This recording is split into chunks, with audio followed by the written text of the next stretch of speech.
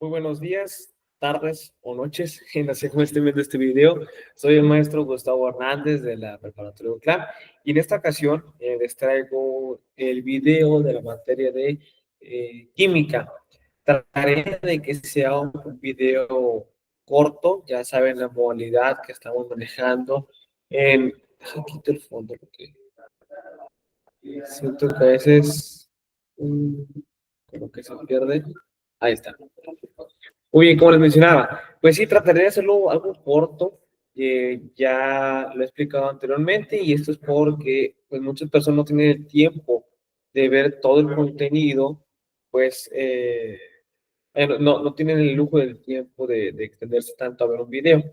Pero en esta ocasión sí yo creo que estará siendo un poco más largo de lo habitual, de pasar de 30 minutos, yo creo que hasta casi una hora, ya que estaremos viendo la materia de química, que está dentro de lo que es la asignatura de ciencias experimentales.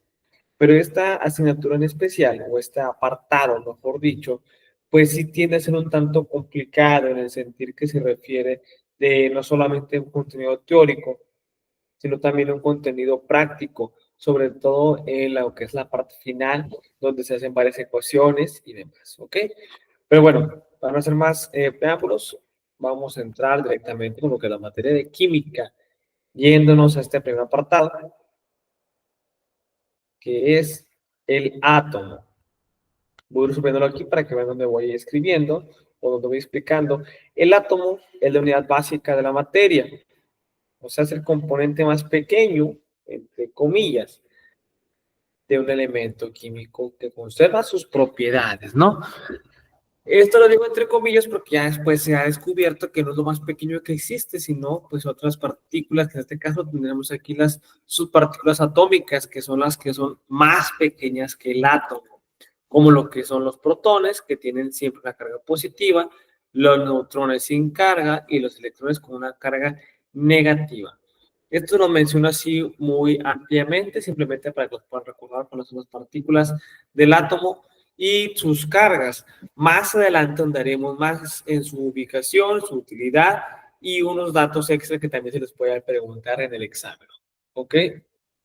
¿Cómo empieza o cómo es esta concepción de la idea del átomo? Bueno, la idea del átomo pues no es nueva, pero tampoco es tan vieja, ¿ok?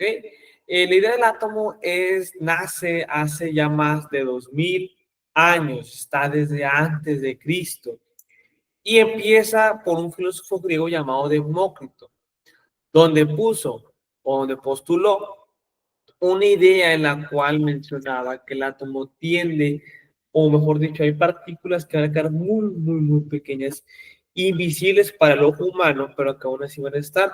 Por ejemplo, si yo tengo esta cajita y la voy partiendo, va a haber un momento en que va a ser imposible partirla. Y a esto le llamó átomos, que significa indivisible o sin división. ¿Ok? Este concepto se quedó así y podemos ver que dice filosofía, profe, ¿cómo que un filósofo mencionó esto? Bueno, anteriormente a la filosofía que vimos en humanidades o que vamos a ver, tenemos la tan llamada filosofía de la naturaleza o actualmente como se le llama filosofía de la ciencia.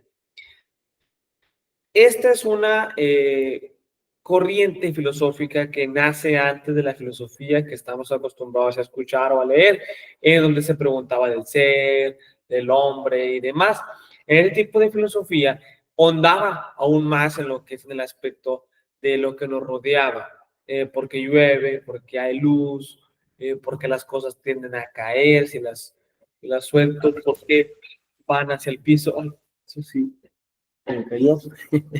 Pero bueno, se preguntaban todos esos apartados, ¿no? Y entre ellos, pues sale Demócrito a preguntarse esta cuestión. Llega el cristianismo y es ahí cuando empieza la edad oscura o el oscurantismo, también llamado, que no es hasta el año 1803 donde se retoman estas ideas después del Renacimiento, después de lo que es el otro movimiento intelectual que te va a recordar, la Ilustración, donde ahora sí se retoman estas ideas y aquella persona pues es John Dalton en 1803. donde llega otra vez postulado sobre lo que es el átomo y esta es la visión que tiene Dalton del átomo. De igual forma,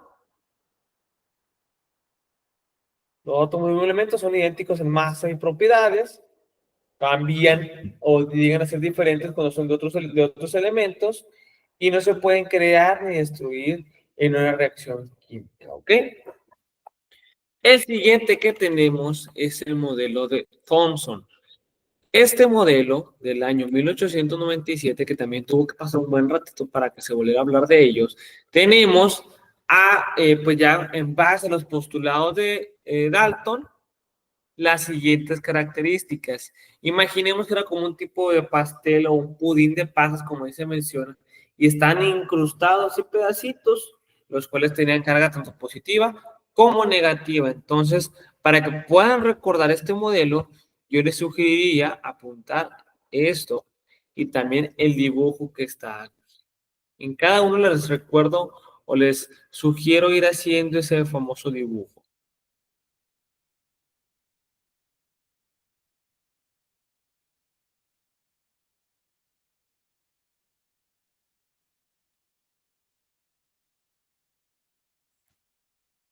Muy bien. También lo que nos menciona Thomson, que el átomo es divisible y tiene una estructura interna. Esa es la primera persona que marca esto, que el átomo no es que no se pueda dividir, sino que hay partículas son más pequeñas. Y como hay partículas son más pequeñas, pues entonces no es lo más pequeño que hay en la existencia, sino sus partículas, o también llamadas subpartículas. Años después tenemos el modelo de Rutherford, donde tenemos otros postulados. En este caso vamos a anotar este apartado de aquí y el dibujo que está de este lado.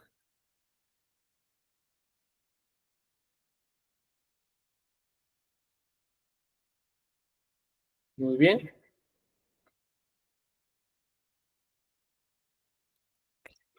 Aquí como tal, pues tenemos que nos menciona Rutherford que en el núcleo, o sea, en esta parte de aquí, se encuentra la carga positiva, o sea, los llamados protones.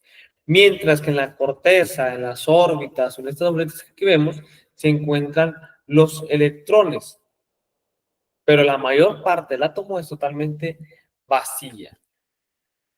Y llegamos hasta el modelo de Bohr.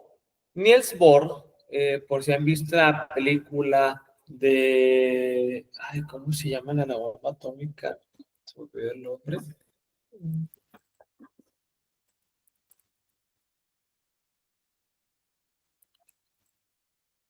El proyecto Manhattan, no.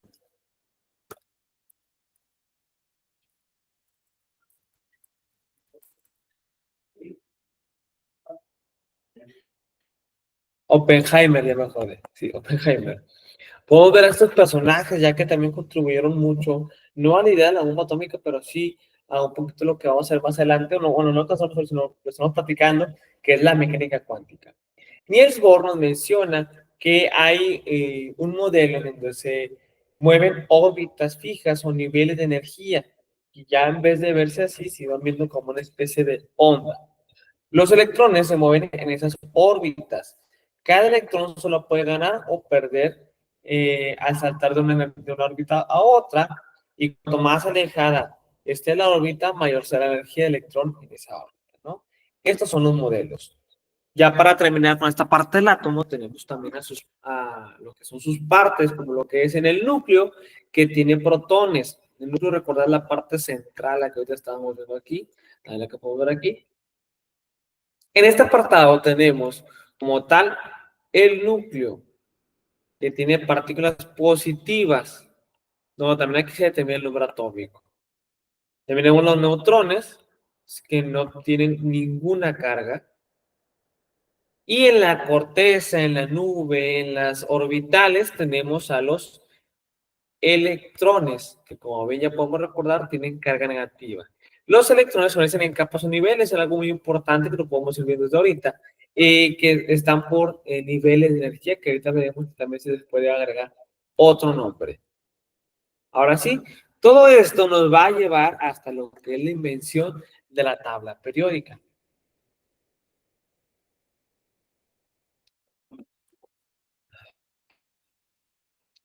La cuestión de la tabla periódica también es un hito muy importante, ya que es el par de aguas o por así decirse, el invento que permite la mezcla de sustancias y el descubrimiento de nuevas sustancias, ¿no?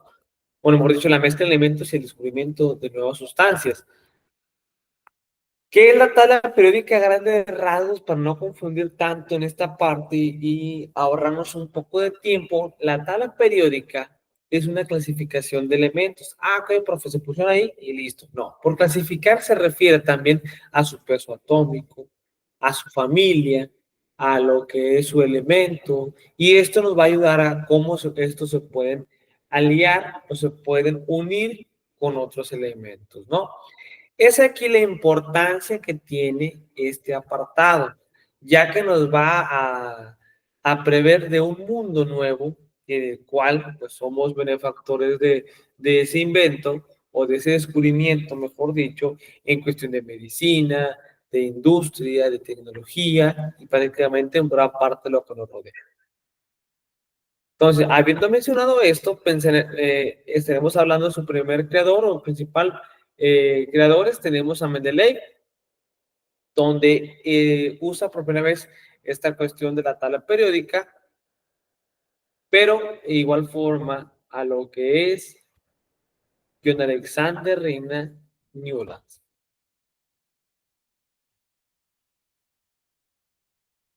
Después tenemos también lo que es la llamada configuración electrónica, que no es otra cosa de la capacidad que tienen los elementos para unirse con otros. En este caso lo podemos ver aquí.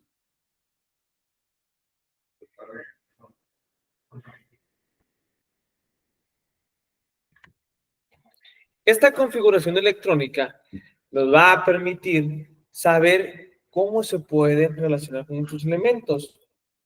Y todo es mediante la regla del octeto que se ha viendo de igual forma más adelante. Profe, recordar la tabla periódica, esta es la tabla periódica y es muy larga. Son más de, calculo yo, 120 elementos, donde cada elemento tiene un número atómico, hay familias, como podemos ver, entonces es un tema muy largo que en las siguientes clases veremos cómo esto se puede acortar.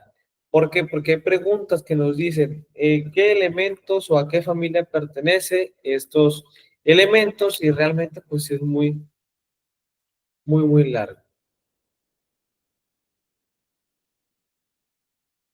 Siguiente tema, tendremos las reacciones de óxido-reducción.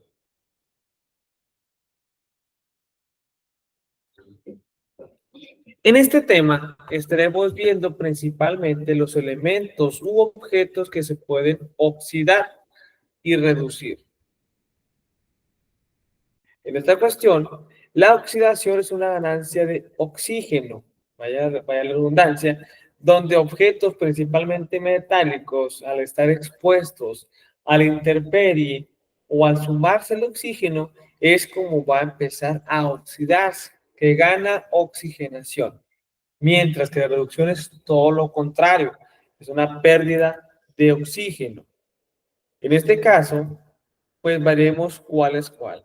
En esta parte ya ves la tabla que estuvimos ahorita platicando, pero de cuando un elemento se oxida es que su número de oxidación aumenta y cuando disminuye significa que tiene una reducción. Veremos en el siguiente ejemplo cómo se puede agregar. De igual forma, parte importante para calcular los números de oxidación de una ecuación o de una reacción química, los más importantes que yo siempre sugiero agregar sería este, estos primeros tres y el último de aquí abajo, para que los puedan apuntar, por favor.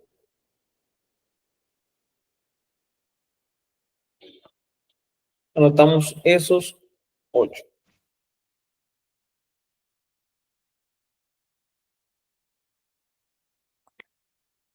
Muy bien. Y listo, vamos a hacer con el siguiente ejemplo. A esto se le llama reacción química. Bueno, primero vamos a agregarlos lo que es estos números. Cada número, mejor dicho, cada elemento tiene un número de oxidación o un número de reducción. En este caso tenemos a la H y a la O, dándonos a ver, y aquí nos dice, cuando el hidrógeno está acompañado, siempre va a tener un número de oxidación 1. Cuando el oxígeno está acompañado, o sea que está pegado con otro, siempre va a ser de -2.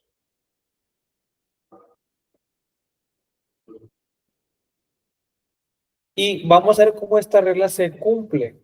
¿Por qué? Porque nos dice que la suma algebraica de estos y estos nos debe dar siempre 0. Profe, pero si yo aquí pongo 1 y lo pongo en mi calculadora -2, me va a dar como resultado a -1.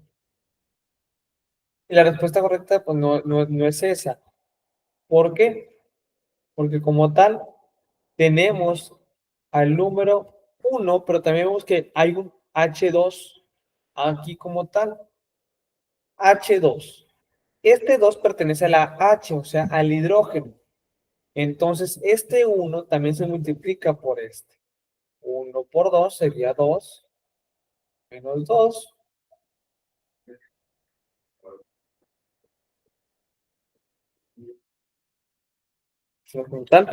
El 0. Es así donde tenemos ya como tal, pues este balanceo y que vemos que sus números de oxidación sí son correctos. Ah, ok, profe. Entonces nada más, primero es poner los numeritos a cada letra. Sí, hasta ahí está bien. Profe, no le veo la complicación. Vamos a ver dónde está. En el examen se te puede preguntar cuál es el agente reductor, cuál es el agente oxidante de esta ecuación. ¿Cómo? ¿Qué es eso? Pues bueno, el agente reductor es una sustancia que al oxidarse provoca la reducción de otros. O sea, yo soy un elemento, vamos a ponerlo así para que se vea ahí la diferencia, ¿no? Este es un elemento, este es otro elemento. Si yo gano números de oxidación, o sea, vamos por decirlo así, que el que gana números de oxidación es el que va para arriba. ¿Ok? Yo gano números de oxidación porque me oxidé. ¿Qué estoy haciendo aquí? Estoy haciendo que este se haga más pequeño. Este de aquí se haga más pequeño. Como yo me oxidé, este se hizo más pequeño. Entonces yo soy el agente reductor. Ojo, el agente oxidante no es aquel que se oxida como tal, o el agente reductor el que se reduce, sino es el que provoca tal evento, el que provoca tal suceso. Yo soy el agente reductor porque provoqué que éste se redujera. Yo soy el agente oxidante porque provoqué que éste perdiera o que éste ganara números de oxidación. ¿Ok? Yo provoqué que este de aquí se oxidara. Yo soy el agente reductor porque provoqué que este de aquí se redujera. Y es pues una balanza, por así decirlo, ¿no? Habiendo mencionado esto, ahora sí tendremos como tal este siguiente ejemplo. Este de aquí, ¿quién se oxida y quién se reduce en esta combinación? Pues tenemos que a la H le sale un número y a la F le sale un -1. La H se oxida y la F se reduce. ¿Quién es el agente oxidante en este tema o en este apartado? Tenemos a la F. Ese es el agente oxidante. ¿Por qué la F es el agente oxidante, profe? Si yo estoy viendo ahí que se hizo más pequeño. Porque básicamente provoqué que este ganara número de oxidación. Por eso es el agente oxidante. De igual forma aquí, sodio más cloro forma cloruro de sodio. ¿Quién es el agente reductor y quién es el agente oxidante? Nuevamente, nos vemos aquí, agente reductor que se oxida y hace que otro se haga más pequeño. En este caso aquí, ¿quién gana números de oxidación? El sodio. Este es el agente que podemos ver aquí, que es el agente reductor. Porque yo gané números de oxidación. Aquí los podemos ver que los ganó.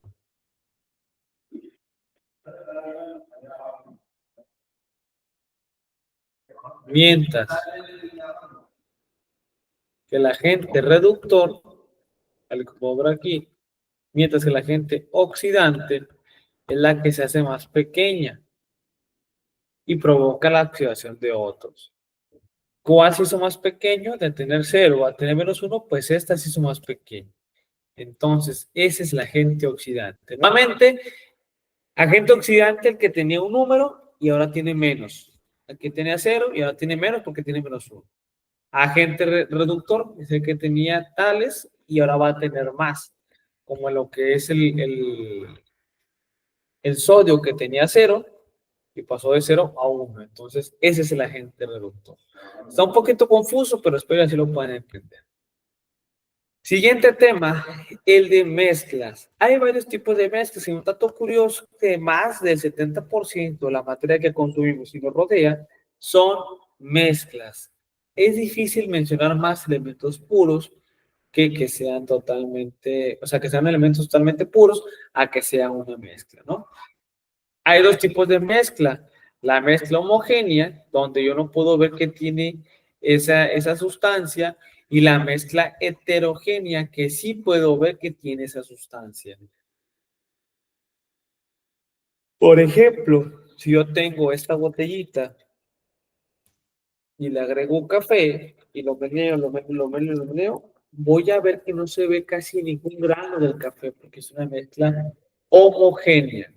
Caso contrario, si yo a esta botella le echo aceite y lo meneo, lo meneo, lo meneo, sí voy a poder ver cómo hay una mezcla ahí de agua y más arriba va a estar el de aceite.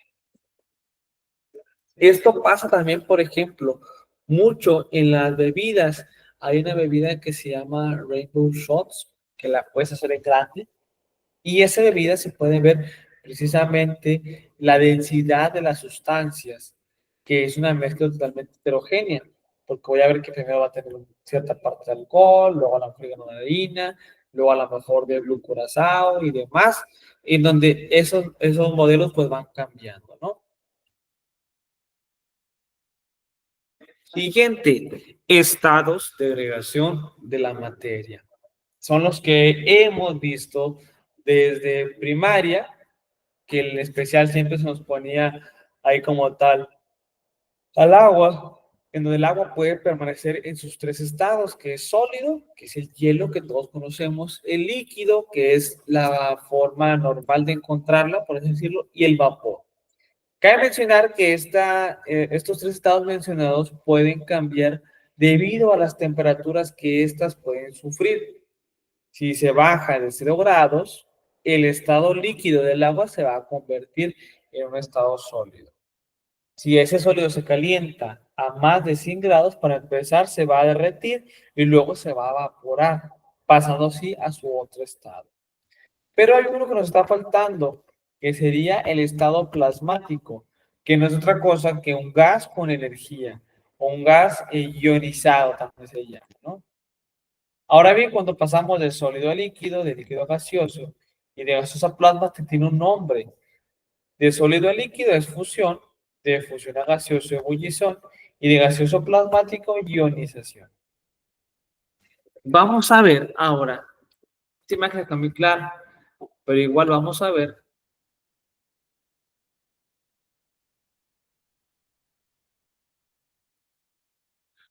cambios de líquido a gaseoso.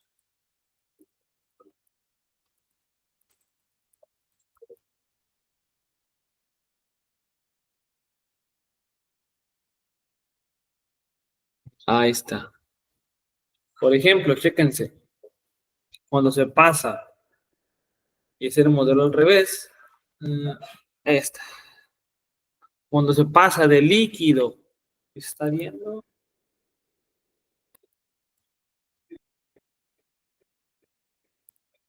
Cuando se pasa de líquido a sólido se le llama solidificación. Cuando se pasa de sólido a gaseoso, de gaseoso a sólido se le llama sublimación. De gaseoso a líquido se le llama condensación. De líquido a sólido le mencionamos. De líquido a gaseoso se llama evaporación, ¿no? Entonces, igual esta imagen, que la pueden recordar, también estaría excelente.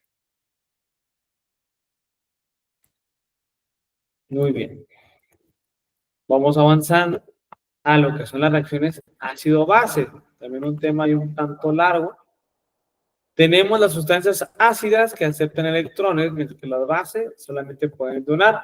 Hay varios tipos de reacción ácido-base. La más común es la donde se dona un par de electrones, una carga tanto positiva en esta parte del producto. Después tenemos la de neutralización, que siempre forman sal y agua.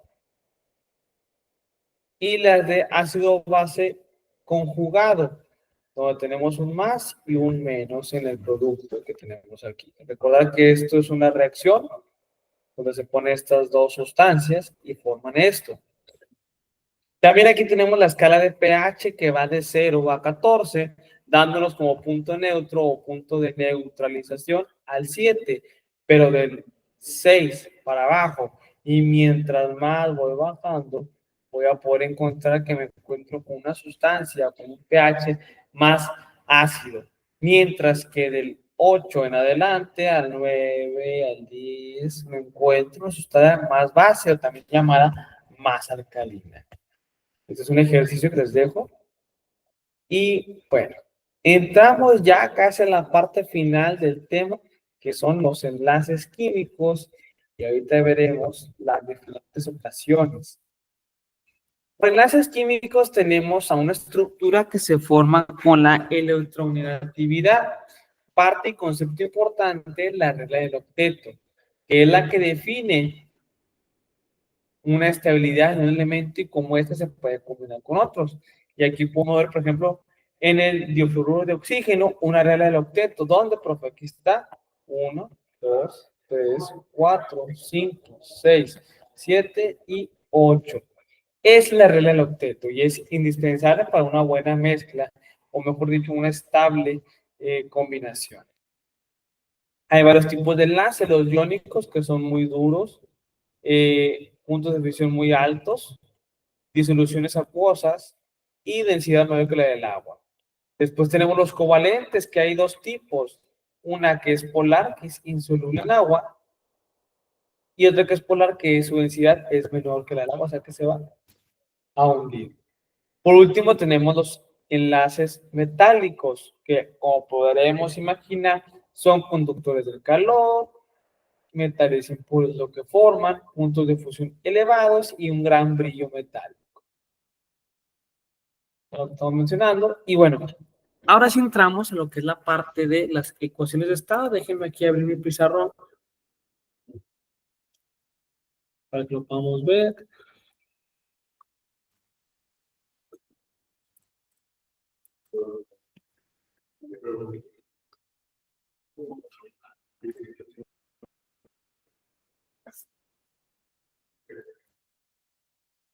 Las ecuaciones de estado son aquellas que se va a ocupar ya como tener una fórmula.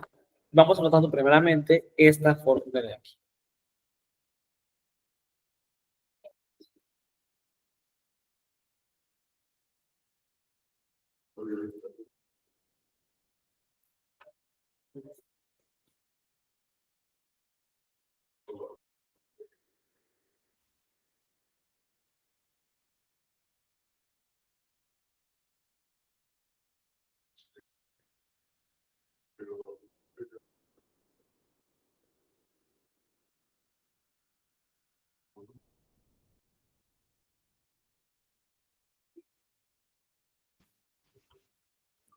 Esta tarda un poquito en cargar. Muy bien. Por mientras vamos apuntando esta fórmula que es para la ley de los gases ideales.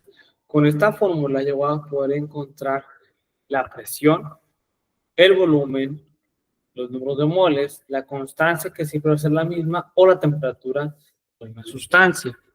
También ahorita vamos a agregar otras dos que también se estarán viendo en lo que es la materia de física.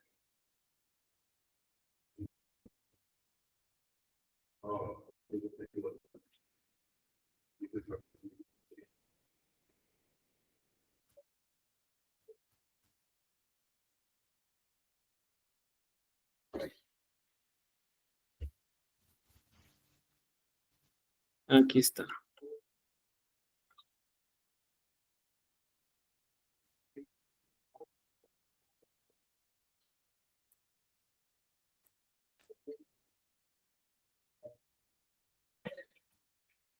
Muy bien.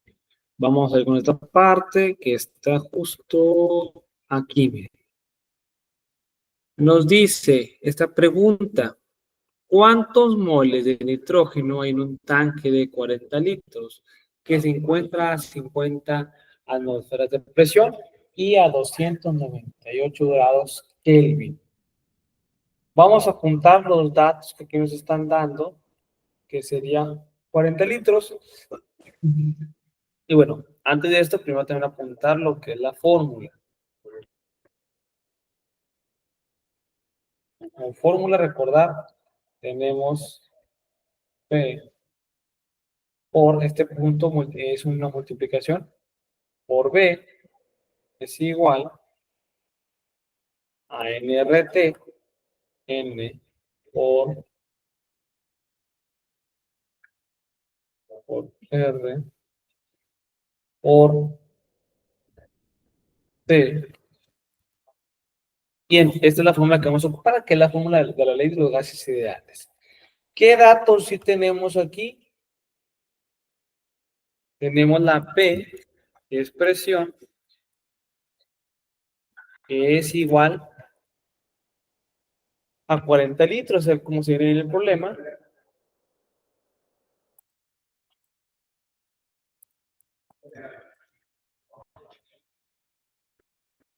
La presión, que son las atmósferas que podemos ver aquí.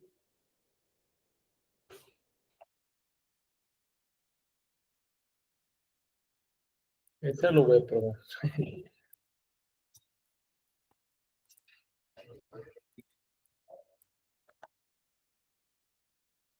Y la temperatura, que es 298 grados Kelvin.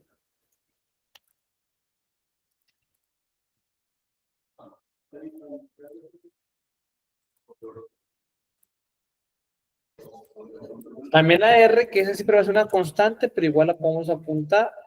La que pongo aquí, 0.0821.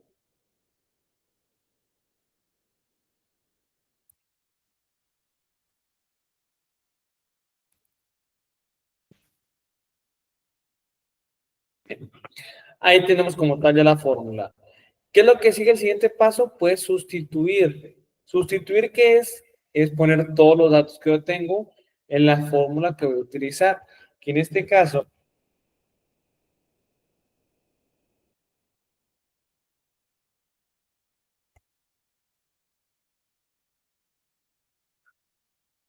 tenemos la presión, que vale 50,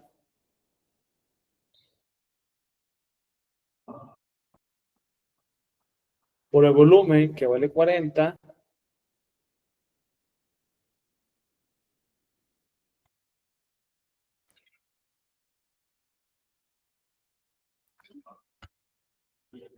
esto es igual al número de moles, que es el que sí nos está preguntando el problema, por lo que es la R, que siempre va a ser lo mismo, 0.1.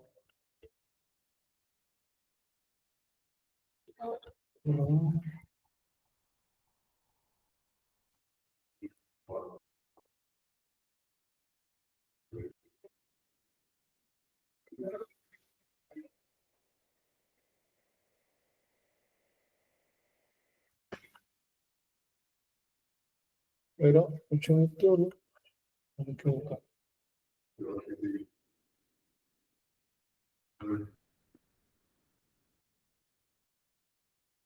Es esta N, que es la que tenemos, por eso esa es la única que seguimos escribiendo así, por 0.0. 0,821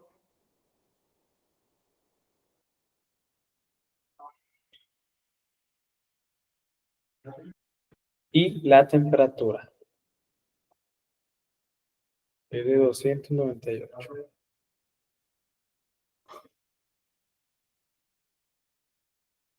Muy bien, ¿qué es lo siguiente que tenemos que realizar? Tenemos que dejar solo a lo que es al valor de la n, que eso se llama el famoso despeje. Pero igual eso lo podemos hacer después, podemos multiplicar y luego ya ver qué es el valor que tenemos que pasar. ¿Ok? Muy bien. Siguiente paso, aprovecha nada más tantito.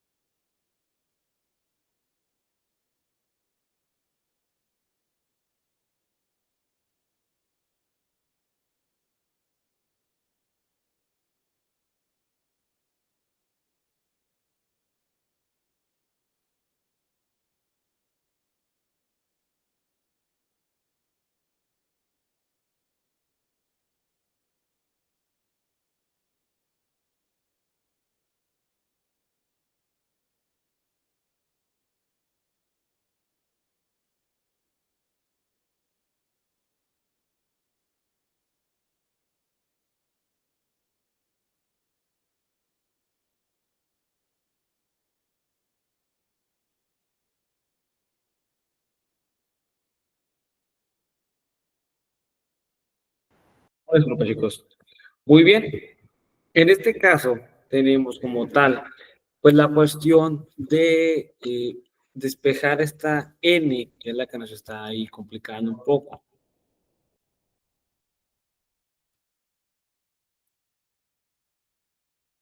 Muy bien. Al momento de hacer esto, ya les mencioné, primero hay que hacer la multiplicación, que es normalmente que 50 40 es 2000,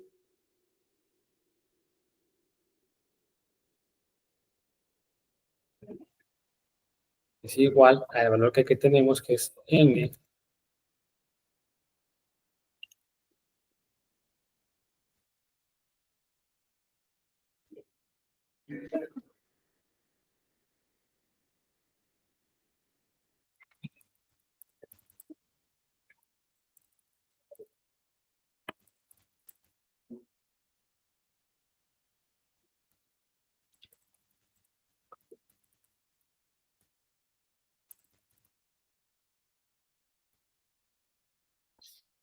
por 0,0821.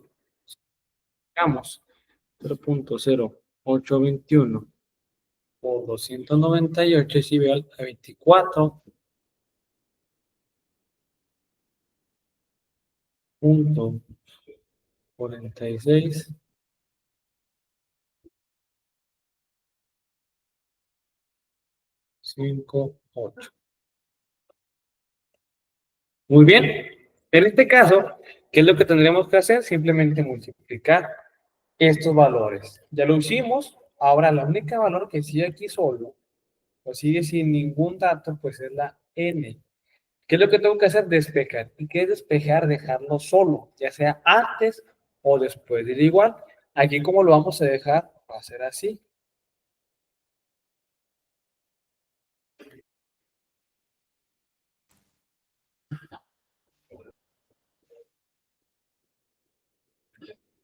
En este caso,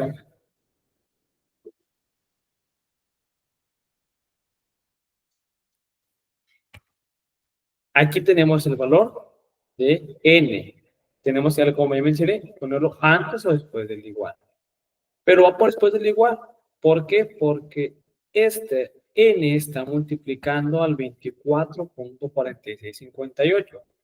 Para que este valor me quede solo, yo este valor lo tengo que pasar hacia después del igual. Pero si lo paso después del igual, se tiene que hacer su operación en la inversa. Si aquí se están multiplicando y lo paso después del igual, va a quedar así, dividiendo.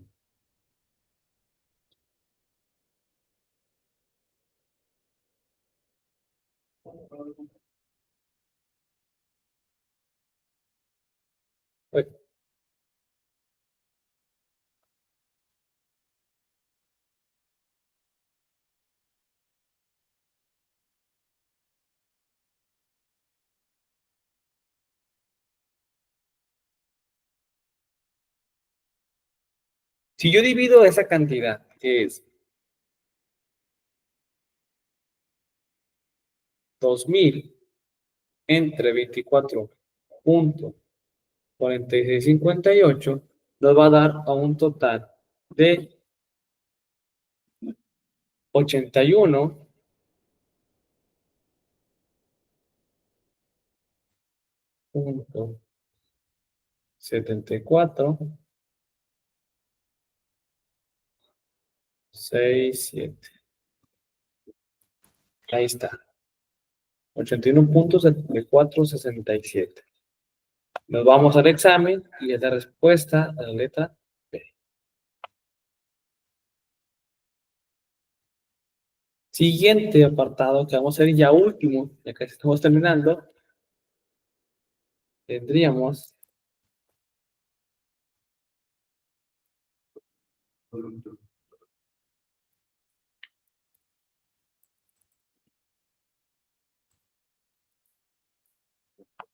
los compuestos de carbono. Principalmente su nomenclatura.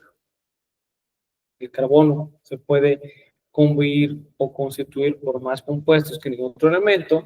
Y tenemos los hidrocarburos acíclicos, que son estos de aquí, los ramificados, que tienen especie de cadenas, monocíclicos, que tienen cadenas. Y también están ramificados, los policíclicos, y algunos ejemplos, ¿no?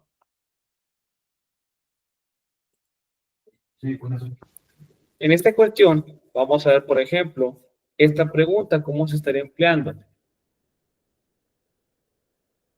Algo de lo que te estoy visualizando, ya estos dos, ¿cuál sería, o mejor dicho, como resultado, como producto de esta HNO3 y este de aquí, cuál sería la reacción de neutralización? Como ya mencionamos, aquellos que le pueden ocurrir sal y agua, sería esta de aquí.